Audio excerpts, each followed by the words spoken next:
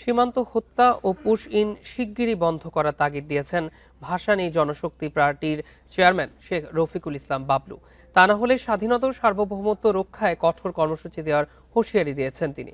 সোমবার প্রেস ক্লাবে ভারত সরকার কর্তৃক মিথ্যা অজুহাতে বাংলাদেশের নাগরিককে অবৈধভাবে পুশ ইন ও সীমান্ত হত্যা বন্ধের দাবিতে ভাসানী জনশক্তি পার্টির উদ্যোগে প্রতিবাদ সমাবেশে এ মন্তব্য করেন তিনি। এ সময় ভারতের সাম্প্রদায়িক সরকার মুসলিমদের উপর অত্যাচারের কথা তুলে ধরেন উপস্থিত বক্তারা।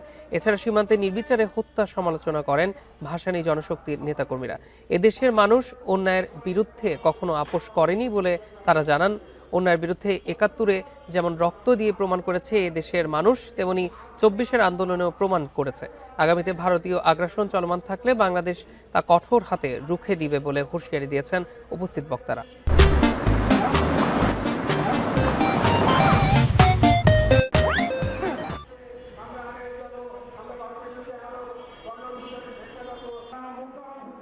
অবিলম্বে পুশ ইন বন্ধ করো।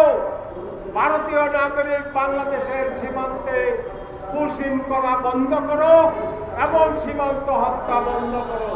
আমরা আমাদের স্বাধীনতা সার্বভৌমত্ব রক্ষার্থে আমরা যে কোনো কাজ করতে বাধ্য হব।